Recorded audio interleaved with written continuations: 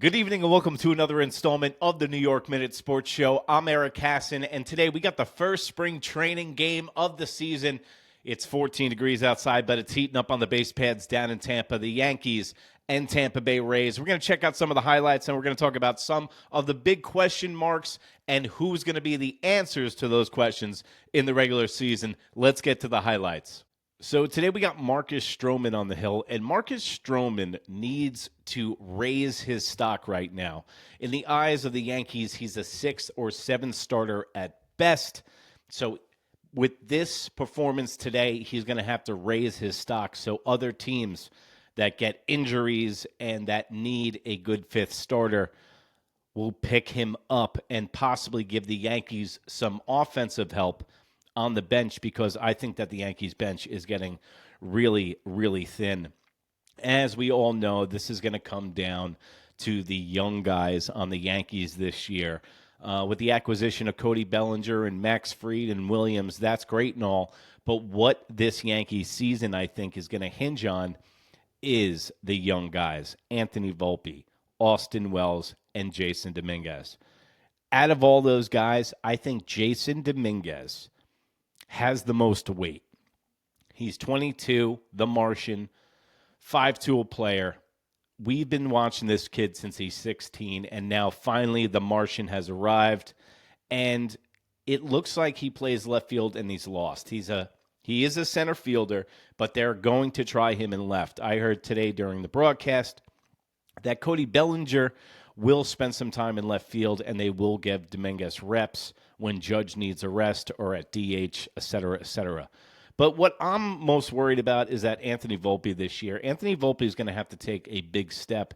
And if you see one of the first throws that he has in this game, he throws into the dirt to first base, and it is very, very reminiscent of the last throw that he had in Game 5 of the World Series in the dirt. I'm not saying there's any correlation here, but Anthony Volpe needs to be that guy.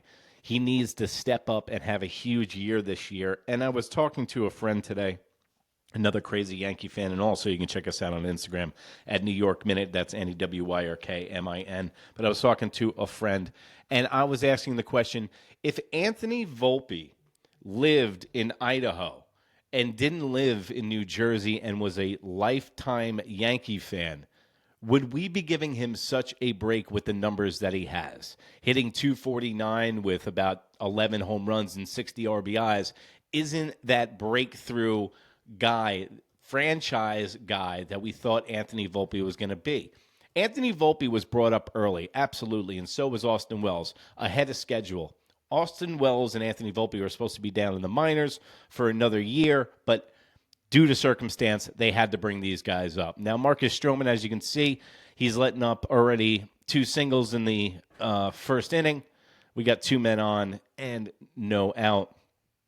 So Marcus Stroman's getting knocked around in the first inning. Not a good showing for him, especially a guy that doesn't want to be in the bullpen and says that he is a starting pitcher, which he is. So Anthony Volpe needs to have a huge year this year, because what he is bringing to the shortstop position, you could find a lot better production from the shortstop area. Also, we don't know who's going to be at third base. You're going to have DJ LeMahieu, who looks like he forgot how to play baseball, has 2 left feet, and was statistically the worst first and third baseman in baseball all of last year. First time it's ever been done since they've been keeping those statistics since 1988. So you have a question mark there. You have a question mark in left field, what you don't know what you're going to get from Dominguez, and where is the offensive production going to come from? Well, that's a great, great point, because as you can see here, we have Jason Dominguez going towards the plate. Jason Dominguez is going to be in the leadoff spot this year. This guy has speed on the base pads, is a very good runner, also can hit for average and hit for power. So it's good to see him in the leadoff spot, because that's what screwed up Anthony Volpe last year. Hitting in the 5 spot, Torres started the year off in the leadoff spot. They did so well that they flip-flopped him. Volpe to the leadoff, Torres to the 5 spot, and the dissension started right there when Volpe started to go into a slump. Torres started to go into a slump. And Dominguez's approach at the plate looks not like a 22-year-old kid. All right. He has a very good eye at the plate, but what we're worried about is his outfield aptitude. Cody Bellinger is hitting in the 2 spot today, and then we have Paul Goldschmidt hitting in the 3rd spot. So you have 3 guys here that the offensive production is going to hinge on this year. Paul Goldschmidt, a little bit older. Cody Bellinger, that Swiss Army knife plus, first base, center field. We can use him at left field, and he is going to be so crucial to this team. But this kid, the left fielder, the reason that we didn't go out and get a Santander or get another left fielder like a Profar is because we are banking on this kid. And we haven't seen Cashman develop a lot of players from the farm system. Chang Ming Wan, Robinson Cano, Aaron Judge are the standouts for me of guys that he's developed that are positional players. But Cody Bellinger, man, I love that guy's swing, especially with the short porch in right field. But now we have a man on. Jason Dominguez draws a walk. That's exactly what we want from a leadoff guy. And then Cody Bellinger with a dribbler up the middle right now. And then we got 2 men on. And Paul Goldschmidt coming up. Everybody always talks about his age, but you have a Gold Glove caliber first baseman, and the production from first base was nil last year. You had Anthony Rizzo at first base. After the concussion, he was half the man that he used to be. And then you had Verdugo in left. And the Yankees made the World Series last year, especially with both of those guys in the lineup. And now a bag of sand would be better production than both of those guys. So there you have it. You have the lineup. Now you have Paul Goldschmidt up, and he whiffs at the 0-2 pitch.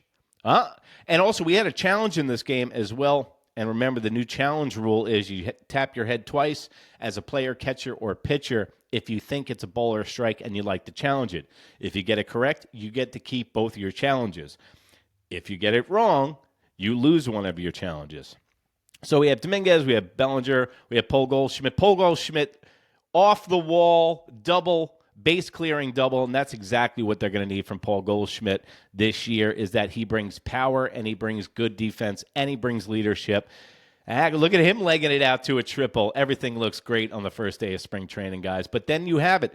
You have the new guys right here that we got in the offseason and the guy that we're bringing up, Jason Dominguez, and they're already producing, and it's 2-0 Yankees. These Yankees are going to look different. It's going to be mitigating runs, good pitching, and timely hitting. Maybe we'll get back to the 90s small ball era kind of Yankees, especially with this bullpen, the way that it's lining up with Jonathan Loáisiga, Luke Weaver, and then you have Williams as the closer.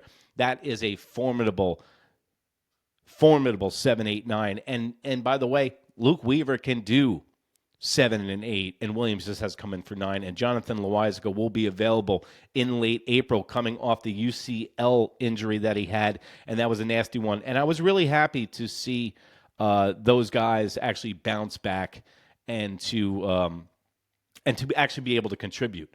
So the Yankees, you know what? They're going to need productivity. Will Warren comes in this game. Will Warren looked absolutely amazing.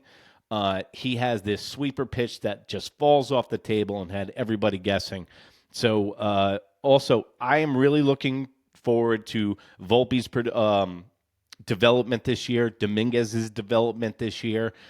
Cody Bellinger at first, Jazz Chisholm another year, and then also we got the Beard Rule. They went backwards on their Yankee tradition of the no facial hair. You used to be able to have a mustache, but no facial hair. So the Yankees are starting to turn with the times, because if you remember back in the day, Bryce Harper was going to sign with the Yankees, but actually the beard turned into it. And I was saying this to my friend the other day, is that Justin Turner could have been a Yankee this year, but when you have a guy like Justin Turner who has a charity and his logo is revolved around his beard, that becomes a lot of guys' trademarks, like Fitzpatrick in the NFL. I mean, everybody knows him for that beard, and his logo is that beard.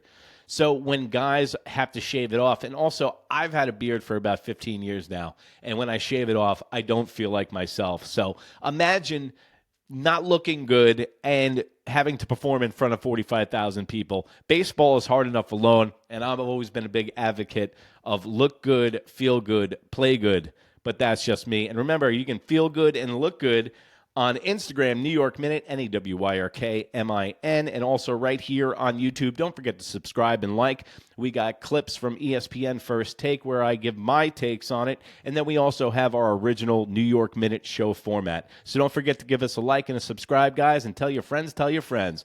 Till next time, take it easy, guys, and remember, if you can't be good, be bad, baby. Bye.